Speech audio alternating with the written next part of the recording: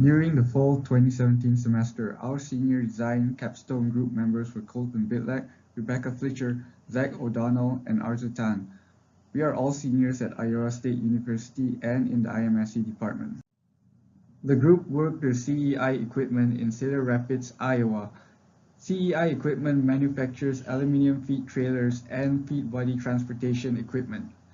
They are the largest domestic producer of feed transportation solutions.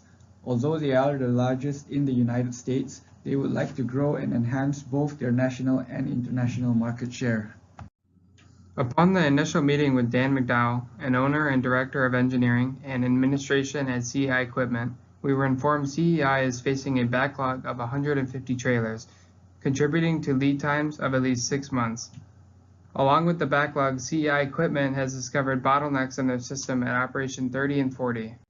From the problems described, our group came up with our objectives. Increase throughput to at least 30 trailers a month or 25% increase in productivity from 22 to 30 trailers a month.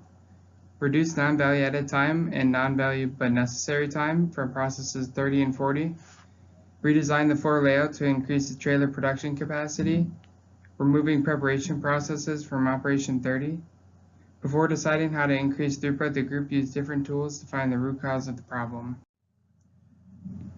First, a time study template was constructed for Operation 30 and 40. Observing and obtaining times for every task in the operation helped us gain a true understanding of the process, as well as any irregularities in the operation. Next, the current layout was analyzed for space utilization, splitting it into 6 different categories. Upon reviewing this data, it was realized that almost 15% of the floor was being used as a storage area where miscellaneous items would be collected that were not being used. We then created CEI's current floor layout in AutoCAD. Using Workplace Planner, the total walking distance for each operator could be calculated using the times from the time studies. A work sampling study was also conducted by creating a list of tasks performed by operators and separating these into value-added, non-value-added but necessary, and non-value-added tasks. A total of 1,100 observations were conducted on each of the 5 operators to determine how efficient the current process design is. Pie charts were created to show efficiency of each operation, 30 and 40, and also both operations combined to see an overall picture. After presenting our 2 design layouts, this is the option that CEI decided to go with for the final layout design. This layout helped create designated zones for all their jig operations, removed a couple ground-up operations, and relocated Operation 1020.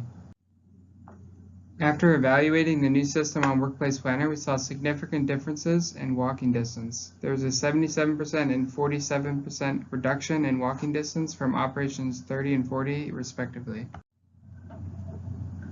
From information gathered from our studies, a setup operation is currently taking 8 hours in Operation 30.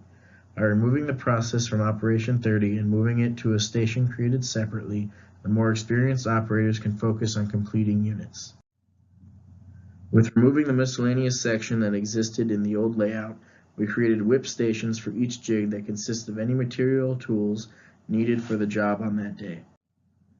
Lastly, all the tools and consumables used on the job were recorded. From this information, shadow boards and kit carts were created for each Operation 30 and 40 jig. We would like to thank Dr. Sly, Dan McDowell, and everyone at CEI Equipment for their help during this project.